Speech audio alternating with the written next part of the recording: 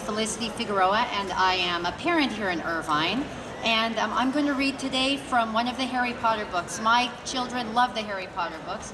I love the Harry Potter books, and I think they're one of the best pieces of literature that's come out, not only in the for children, but also for adults in many decades. And in spite of all that, when we had the book fair at my child's elementary school here in Irvine, there were a group of parents who insisted that this book not be sold because it spoke about magic and fantasy life that went against their Christian perspective of what was admissible for children's ears. So I'm going to read now from the last chapter of The Prisoner of Azkaban. Harry sat down in his vacated chair, staring glumly at the floor. He heard the door close and looked up. Dumbledore was still there. "Why so miserable, Harry?" he said quietly. "You should be very proud of yourself after last night." "It didn't make any difference," said Harry bitterly. "Pettigrew got away." "Didn't make any difference," said Dumbledore quietly. "It made all the difference in the world, Harry. You helped uncover the truth. You saved an innocent man from a terrible fate." Terrible. Something stirred in Harry's memory. Greater and more terrible than ever before. Professor Trelawney's prediction. "Professor Dumbledore, yesterday when I was having my divination exam, Professor Trelawney went very, very strange." "Indeed," said Dumbledore. Stranger than usual, you mean?"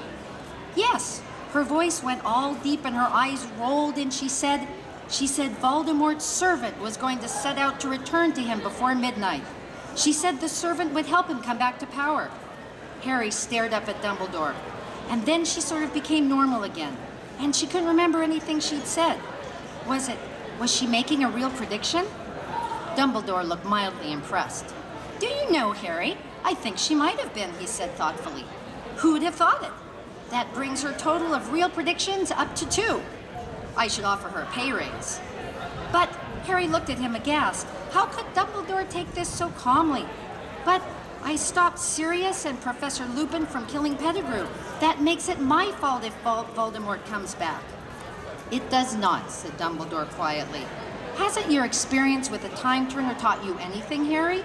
The consequences of our actions are always so complicated, so diverse, that predicting the future is a very difficult business indeed. Professor Trelawney, bless her, is living proof of that. You did a very noble thing, Harry, in saving Pettigrew's life. But if he helps Voldemort back to power? Pettigrew owes his life to you. You have sent Voldemort a deputy who is in your debt. When one wizard saves another wizard's life, it creates a certain bond between them. And I'm much mistaken if Voldemort wants his servant in the debt of Harry Potter." Thank you.